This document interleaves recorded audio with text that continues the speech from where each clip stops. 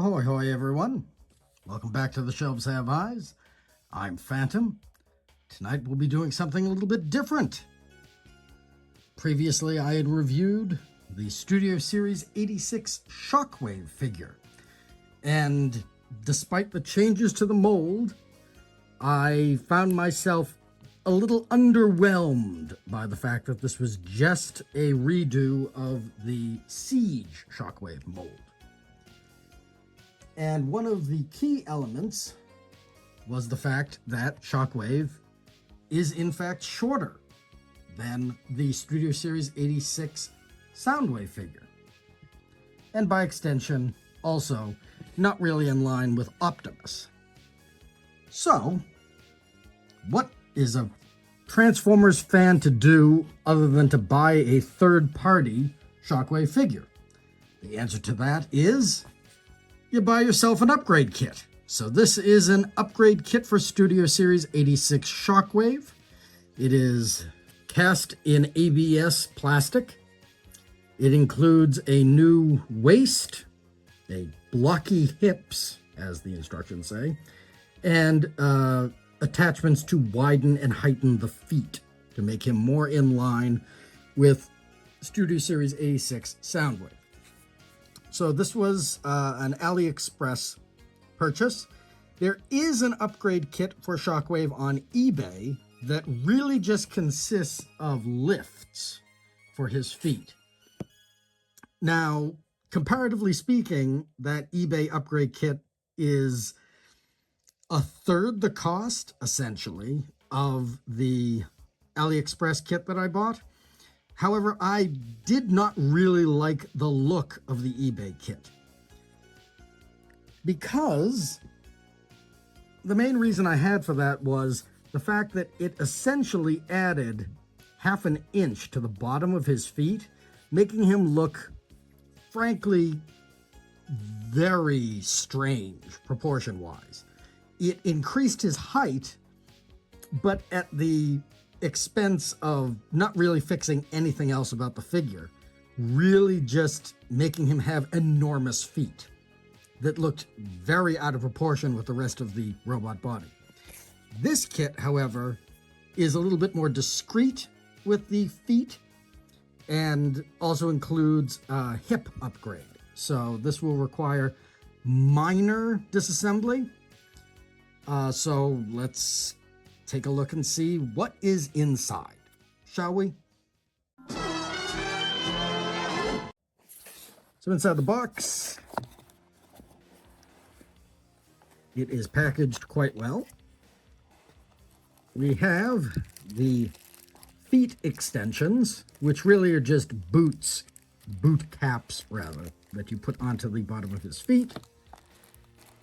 It includes the blocky hips extension.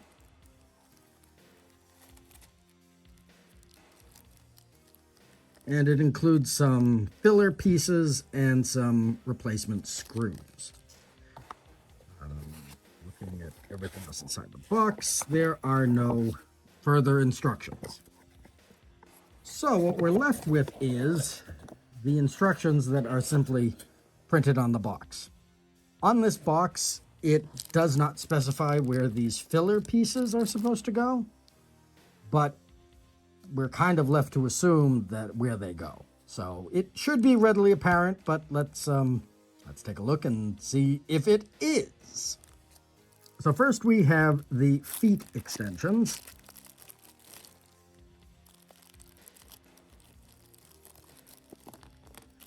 Which, as I said before, really are just clip-ins. You put them into the 5mm peg at the bottom of Shockwave's feet, and then this cap covers his really small toe with a much bigger, more blocky toe, and adds, let's say, 1/4 inch more height to each. Let's take a better look at these filler pieces. Let's just use this for color contrast. So here we have the filler pieces themselves, and it looks like they are partially molded, which is kind of nice. I don't know whether it will be readily apparent where these go, but we will see when we get to that step. And lastly, the biggest component is the chunky hip or blocky hip. Let's just see what it looks like.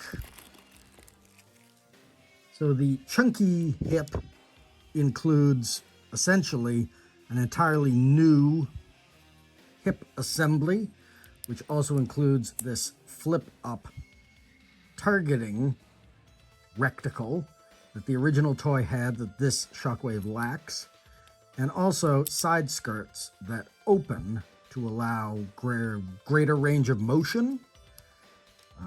Looking at the plastic, it is a very close match, if not exact. I think it's slightly darker, but that could just be due to the lighting that I am using right now. So in order to use this upgrade kit, we are going to need to disassemble Shockwave's back in order to replace this hip unit. So essentially here you will be replacing or removing 6 screws. The 2 screws on his, the 2 screws on his upper shoulders, the 2 screws here near his waist, and then the 2 screws in the waist assembly itself in order to allow us to port these legs into this hip assembly. Looking at this, there is a single screw here, which you'll have to remove. But I think if all goes according to plan, this should make for a much better looking and more in scale Shockwave figure. So, how about we get started on that?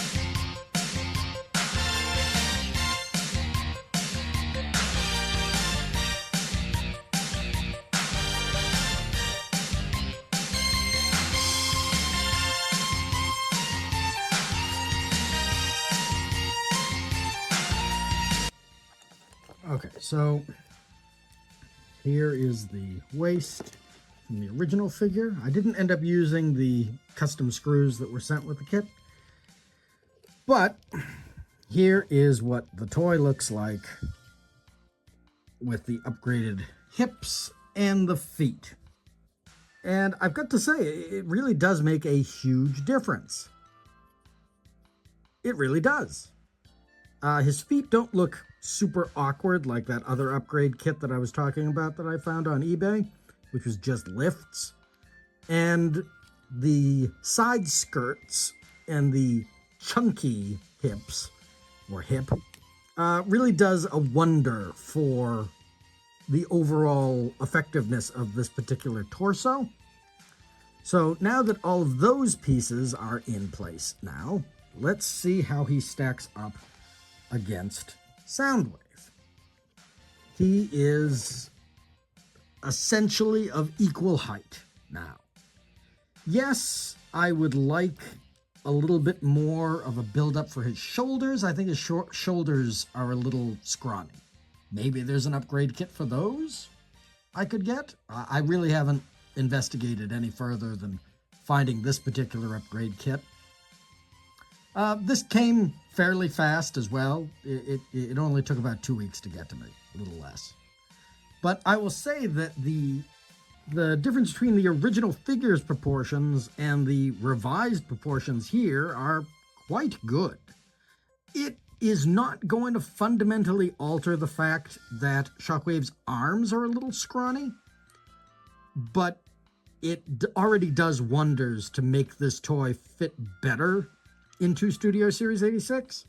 With that being said, let's transform him into his space flying ray gun mode and see if these additional filler pieces fit somewhere in there, because there were 2 filler pieces that went into either part of his lower thigh that I already put in. They actually match very well with the detail that's already in the mold. And I mean, I'm not a huge filler kind of guy. I know that there are filler sets for a lot of different Transformers, but I've never really felt the need. These were just included with the set. They really didn't make me want to buy this set over any other in any case. But it's a nice thing to have, and putting them in, it just gives a little bit more of a cohesive look for him. Now, with that being said, the waist is a little tight, but it does still rotate. I mean, that will loosen with time and play. His side skirts flare up a little bit. I don't think they're really super durable, so I'm not going to really test them that much, but they are there. They do exist. One of these, I believe, if I remember correctly. No, I have no idea where these pieces go. So how about we transform him into his flying space gun mode and see if these filler pieces somehow fit in there. Shall we?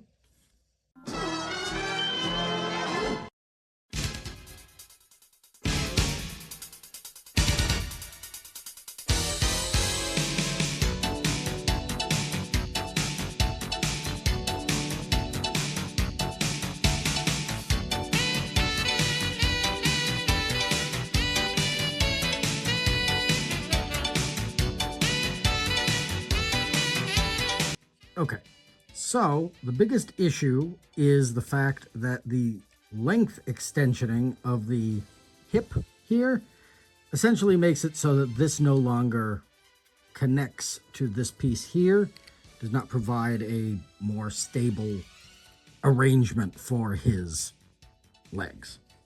So that's not really fantastic, but I mean, he's going to be in his robot mode anyway. This isn't really going to fool anyone. I mean, yeah, it looks more like his ray gun mode, but I mean, it's not a fantastic change.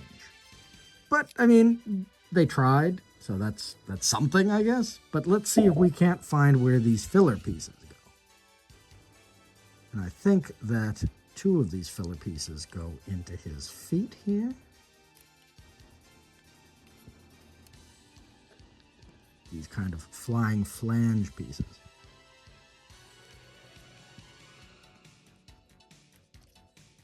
Which means this probably... These go into the inside of his arms, I can already tell. So, I'm going to go and transform him back in order to do that. But, I mean, this is serviceable, I guess. I mean, it doesn't clip in, like I said.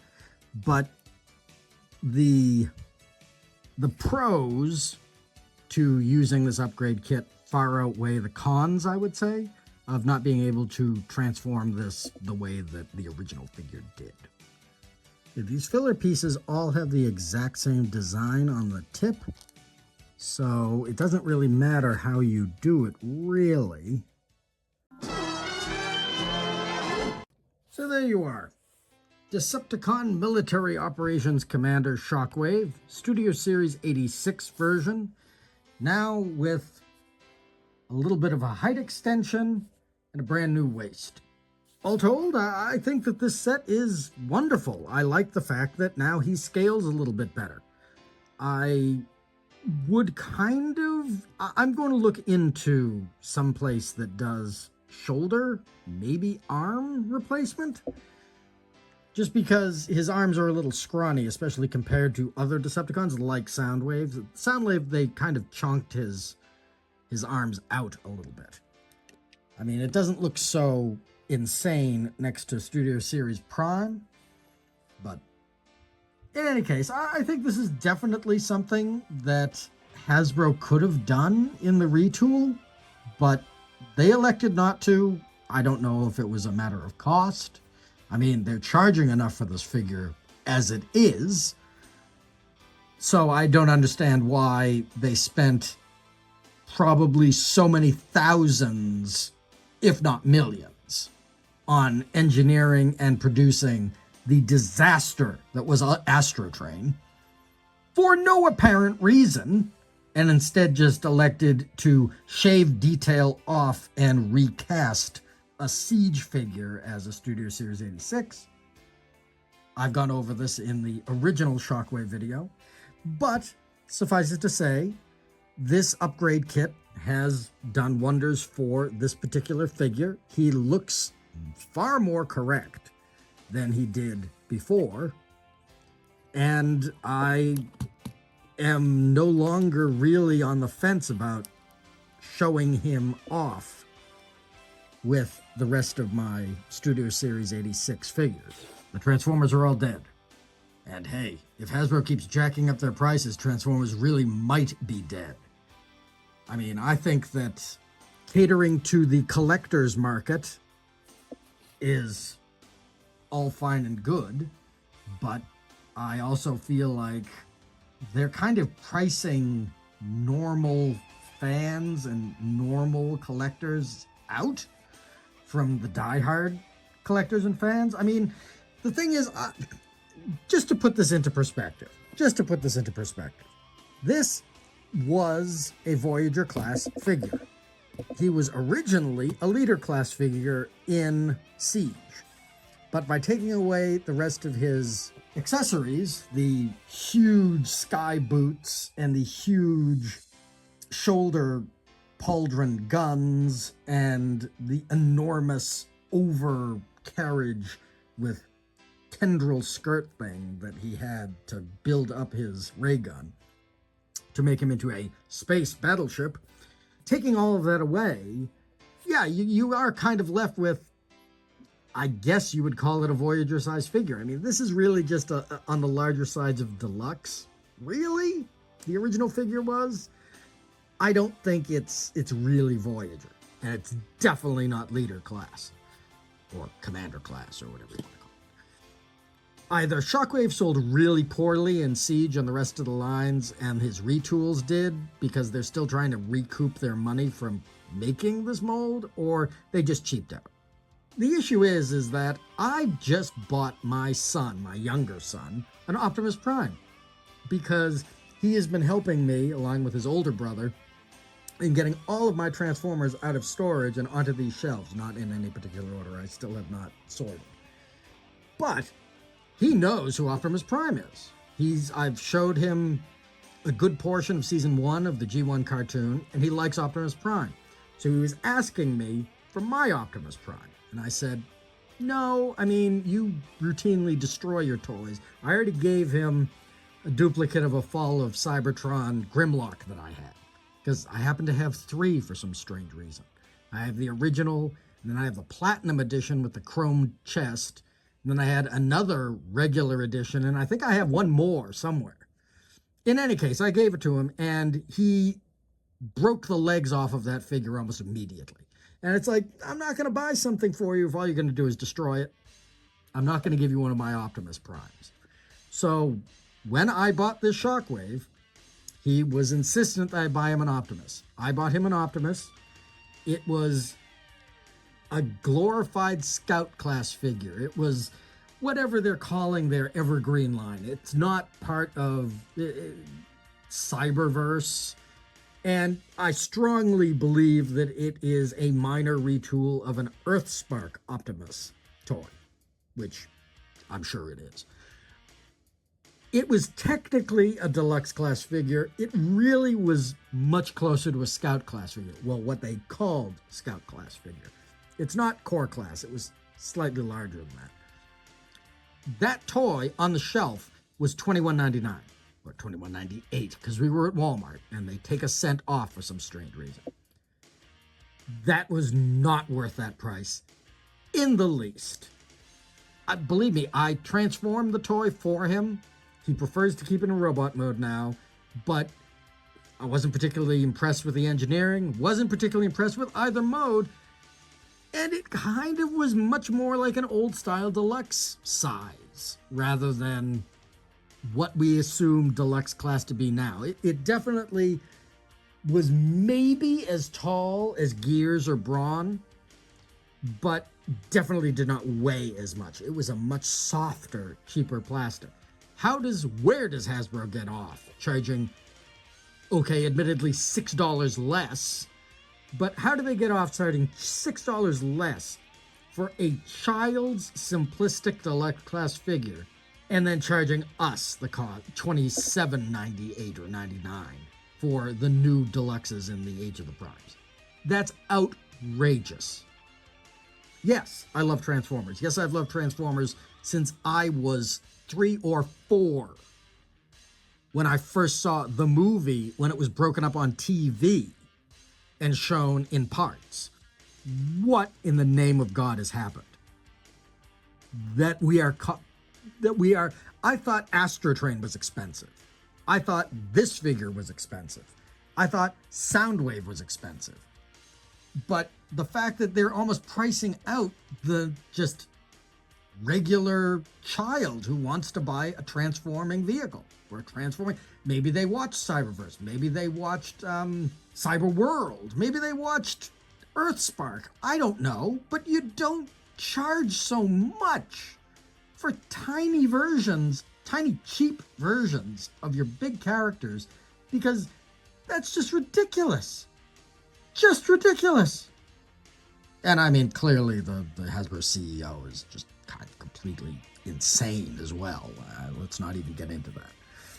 Okay, let's get into it slightly. I don't like the fact that they moved out of Rhode Island. That really was synonymous with the brand, and moving to Boston just for like tax reasons is absolutely ridiculous. Some of the edicts that he is enacting are absolutely insane. I mean, Hasbro is a toy company. They are not a video game company. Sometimes they've come out with really good video games based on their toys, but the toy is your product. The toy is your product. You don't try to leverage your characters for absolutely asinine AI uses in other media that aren't cartoons or movies. And you also don't essentially try to disband your entire toy company just so you can start selling video games. That's ridiculous. In any case, I think that, yeah, this is winding down, I think, a little bit, and I don't find myself as excited about collecting anymore simply because of how expensive it is. I mean, it's one thing if I got these things at Ross, but I mean, I love Shockwave, so I bought him at Walmart for an outrageous price. Do I love this Optimus that I bought? Of course I do. Of course I do.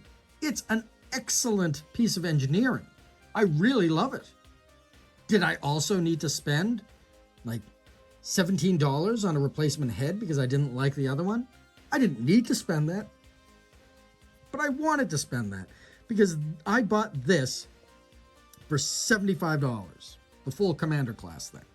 Now, Commander class are like 80 something now. 88?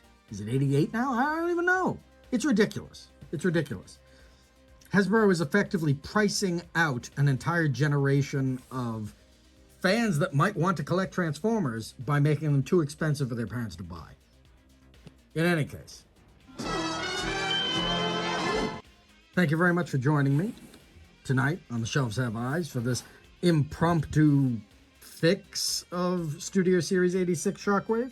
I hope that this was entertaining for you. I hope that this maybe inspired you to look at some upgrade kits to make this slightly a more proportional inline Shockwave figure. I think that at the moment, the upgrade kit that I bought on AliExpress was simply as expensive as it was because it's brand new. I think it will probably come down in price, and I think probably, like, I would not be surprised if DNA Designs did something very similar to this, maybe of a higher quality, maybe including something here where you have to pop the pins out to replace the side legs so that this part is longer to actually connect to the piece here. But I mean, that might be some ways off. let's just say. And if you have the other versions of Shockwave, they do have this exact same upgrade kit for the original color scheme, for the Galactic Man version, and for the Marvel comic version. And apparently they've got craft options as well. This was the ABS mold reproduction. But Sky Toucher Studio is the name of this company. So I actually think that this is an excellent upgrade kit, and I do not regret doing this in the least. This was a lot easier to do than the upgrade kit for Autobot Megatron. This was very simple, very straightforward. There's no breakage. Everything looks good. The colors are a fairly good match. So I enjoy this, and I think that this is a much better representation of the character. Do I think that he could have been even bigger? Yes. But that would kind of mean that we would need like a fourth-party deformation type of company to take the original Siege mold and just increase the size of it a little bit. That really is it. They would just need to enlarge the molds slightly in order to make the resultant figure bigger. And I don't think that that's out of the realm of possibility. I would not be surprised if we began to see that, simply because I've seen a lot of deformation type fourth party figures, which are just blow-ups of existing molds. I mean, yeah, there might be quality control issues, but I mean, if they were to increase this figure, if they were to take this mold and make it just ever so slightly larger, I would literally say like maybe 5 to 10% larger, then you would end up with a Shockwave figure that is maybe slightly taller than Soundwave, which is kind of what he was in the show. Shockwave is a huge character. Like, his actual character is huge. There's a reason why he kind of stands toe-to-toe with Megatron, who is also one of the taller of the base Decepticon leadership. It just never made sense to me why they made Shockwave smaller. But and I mean, in the original Siege line, it still also didn't make sense. But in any case, let's just move on. Thank you very much for joining me. I hope you enjoyed this. Please let me know in the comments what you think.